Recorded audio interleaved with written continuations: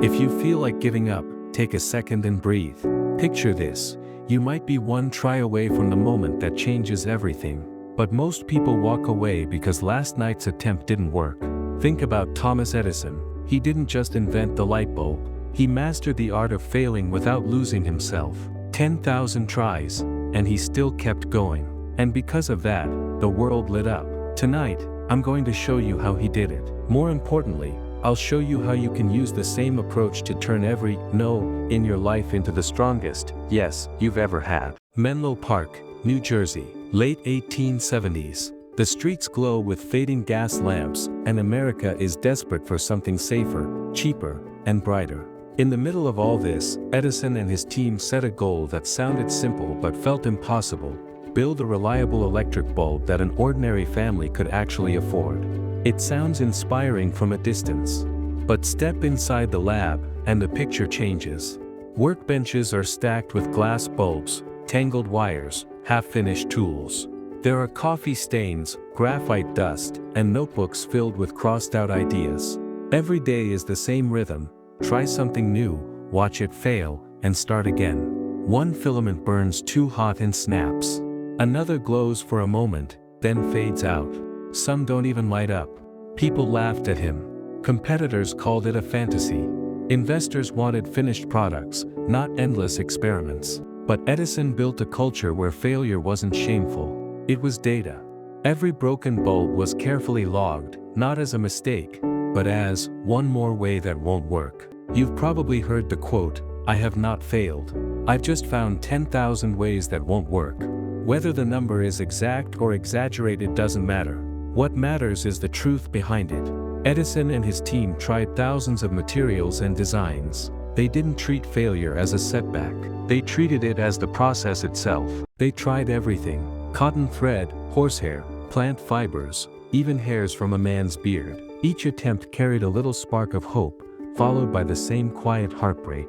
Picture that moment: a quick flash, a rush of excitement, and then darkness. Over and over. So what kept them moving? It wasn't luck. It wasn't some sudden strike of genius. Edison followed a system.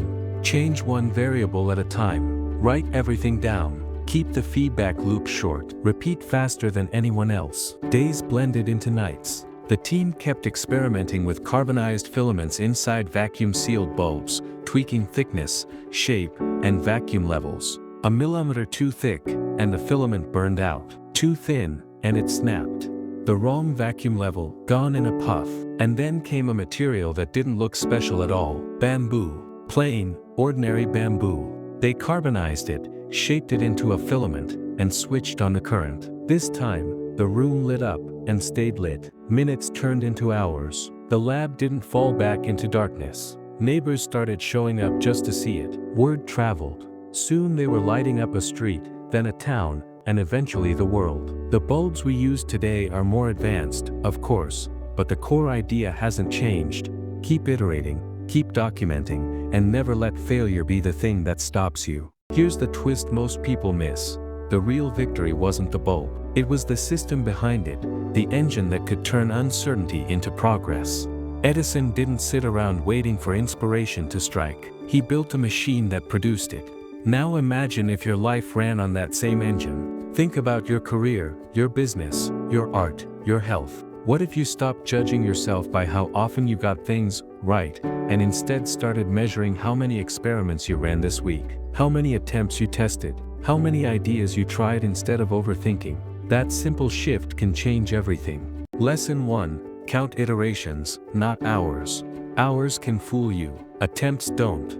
If you feel stuck, the answer isn't to grind harder. It's to run more experiments. How many sales scripts did you try? How many portfolio pieces did you ship? How many workouts did you track? Count your attempts the way Edison counted filaments. Lesson 2. Make one small, testable change at a time. Edison switched a single variable with every test. You can do the same. Change one line in your pitch, one thumbnail on your video, one feature in your product. If you change everything at once, you learn nothing. When you change one thing, you learn fast. Lesson 3. Document like a scientist. Don't rely on memory, rely on notes. Edison's notebooks turned random guesses into real data. Keep a simple log. What did you try? Why? What happened? What's next? Give it a month and you'll see patterns. Give it a year and you'll have a playbook. Lesson 4. Borrow from everywhere. The winning filament wasn't a futuristic invention. It was bamboo from another continent. Look beyond your own bubble. Read outside your field. Study different industries, cultures, and eras. Sometimes the answer you need is hiding in a place you've never looked. Lesson 5. Build your own Menlo Park. Edison didn't do this alone. He created a space where curiosity mattered more than ego, and experiments mattered more than opinions. Find people like that, mentors, peers, a small mastermind. Or create your own system, a dedicated desk, a daily time block, a small reward for showing up. Don't depend on motivation. Design an environment that does the heavy lifting for you. Bonus, reframe the fear. The real fear isn't failing. It's stopping one attempt before the breakthrough. If you knew try number 127 would change everything, you'd rush through the first 126. Live like that's true, because it usually is. Breakthroughs look like just another attempt until the moment they don't. Picture this. It's late at night. You're sitting at your kitchen table with the laptop glowing in front of you. Everyone else is asleep. You're on draft 7, or rep 4, or call number 9. And that voice in your head keeps whispering, it's not working. But that's not what the data says. The data says, you're learning. One more attempt and the whole curve could shift. Edison's team didn't stumble into success. They built it piece by following a system. And in a country shaped by garage startups and second chances, that same system still works. It doesn't care where you begin. It only cares that you begin, and that you keep iterating. Here's your challenge, and it starts in the next 24 hours. Pick one goal you've been avoiding. Create 10 small attempts you can run this week. Not perfect, just testable. Log each attempt. One sentence about what you tried, one sentence about what you learned. When you finish all 10, step back, look at the pattern, and design the next 10. If you're in, drop a comment with the goal you're choosing and the first attempt you'll run today. Type, I'm not done yet. And if this landed at the right moment, if you're ready to build your own version of Menlo Park, hit subscribe and turn on notifications.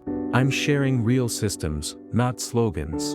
And if you know someone who's one try away from giving up, send this to them. Be the person who turns their lights back on. Because more than a century ago, in a small lab in New Jersey, the lights stayed on all night. Not because of luck, not because of a miracle, but because of a method.